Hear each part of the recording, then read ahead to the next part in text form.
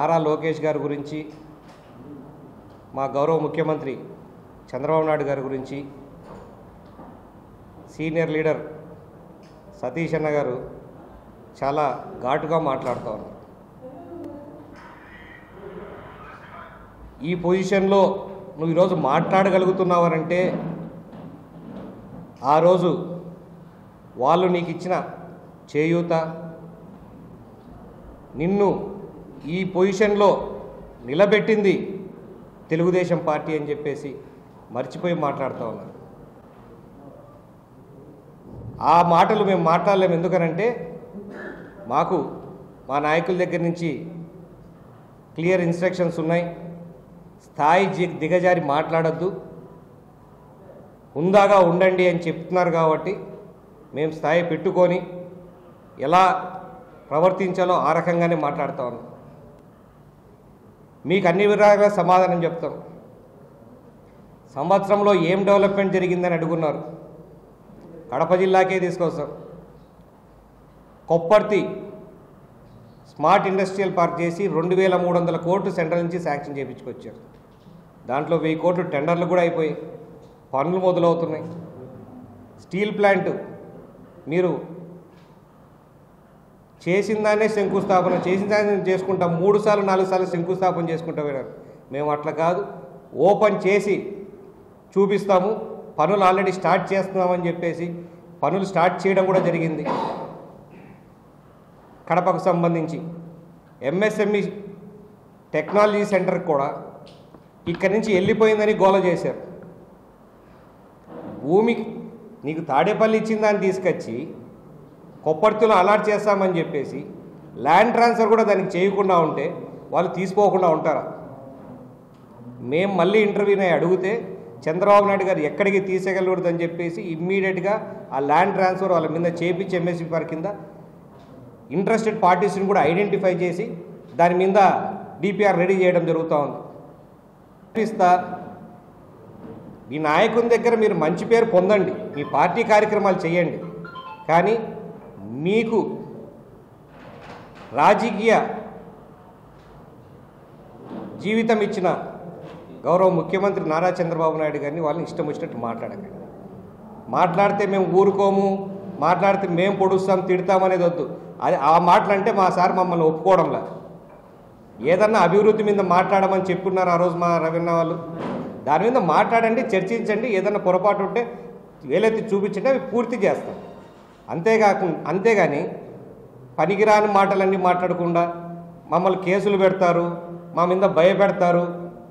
భయపడ్డం వైఎస్ఆర్సీపీలో కొంచెం దగ్గరగా ఉన్న వాళ్ళు భయపడడం సహజమే. ఎందుకనంటే ఆ పార్టీలో గతంలో వైఎస్ వివేకానంద రెడ్డి గారికి ఏం జరిగిందో వాళ్ళకి తెలుసు. కాబట్టి దానికి అనుగుణంగా వాళ్ళు భయపడడం సహజమే. ఆ భయాన్ని తెలుగుదేశం వాళ్ళ మీద వేస్తే ఎట్లా? మీకు భయం ఉన్నది వాళ్ళ దగ్గర నుంచి. మీరు అందుకే ఎంత జాగ్రత్తగా దూరంగా ఉండి మీరు పని చేసుకుంటారో మీకు అంత మంచిది. ఆ పార్టీలో మీరు రావాలనుకున్నప్పుడు కూడా రూలింగ్లో ఉన్నప్పుడు మిమ్మల్ని రాణించుకోకుండా మిమ్మల్ని ఎంత ఇబ్బంది పెట్టారో మీకు అవన్నీ కూడా తెలుసు. లిక్కర్ స్కామ్లు 1,00,000 కోట్లు అన్నారు, 3,500 కోట్లేనా బయట పెట్టింది అంటే 3,500 కోట్లు స్కామ్ కాదా? 3,500 కోట్లు 350 రూపాయలే అన్నట్టు చెప్తున్నారు. ఇంకా బయటికి వస్తాయి. స్కామ్లో ఉన్న వాళ్ళు ప్రతి ఒక్కరు కూడా బయటకు వస్తారు.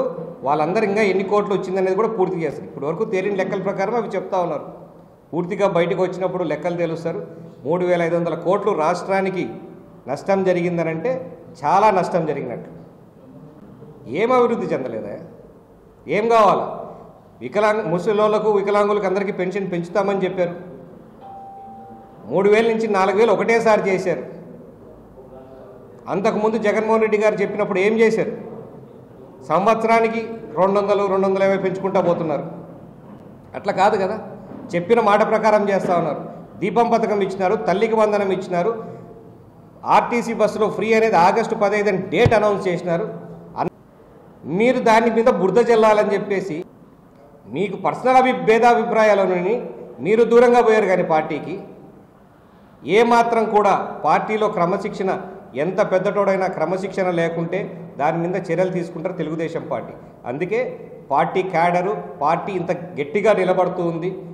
లోకల్ పార్టీ ఇన్నేళ్ల నుంచి కూడా ఒక విలువలతో కలిసి కూడిన రాజకీయం తెలుగుదేశం పార్టీ చేస్తూ ఉంది. కాబట్టి మీకు విమర్శలు చేయాలంటే ఇప్పుడు కూడా చెప్పింది ఆ రోజు రైట్, తప్పులు చేస్తే తప్పు జరిగితే ప్రశ్నించండి, కానీ నీచానికి దిగజారి ఎట్లా పడితే అట్లా మాట్లాడితే ఖచ్చితంగా దానికి తగ్గట్టు న్యాయపరమైన చర్యలు వస్తే చర్యలు తీసుకుంటాం. ఇన్ని మంచి పనులు చేస్తూ ఉంటే ఆడ చెప్పాడు, కీ ఇచ్చాడు, పోయి మాట్లాడుకుంటే వచ్చి మాట్లాడేస్తే ఎట్లా? ఎవరిని పడితే ఇష్టం వచ్చినట్టు మాట్లాడేస్తే ఎట్లా? కొంచెం విలువలు కాపాడుకోండి సతీష్ అన్న గారు. మీ అందరికి కూడా గౌరవం ఉన్నింది. మనం అందరం నీట్గా పద్ధతిగా ఉన్న నాయకుల్లో మీరున్నారు. ఇంతకుముందు ఆ పార్టీలో చేరినప్పటి నుంచి ఆ పార్టీ యొక్క డర్టీ నేచర్ ఆఫ్ వర్కింగ్ ఆ బిజినెస్ నుంచి మీరు తప్పుకోండి అని కూడా మీకు నేను శ్రేయోభిలాషిగా ఒక చిన్న సలహా ఇస్తూ ఉన్నాను. అట్లా కలిసి రండి, కానీ పర్సనల్గా అటాక్ చేయాలని అనుకుంటే మాత్రం మీరు ఫ్యూచర్లో చాలా ఇబ్బంది పడతారని చెప్పి కూడా తెలియజేసుకుంటా ఉన్నాను. Thank you. ఎందుకు అంత భయపడుతున్నాడు దాని మీద? తప్పుడు కేసులు పెట్టేది చెప్తున్నా, ఇప్పటి నుంచి కూడా కాదు.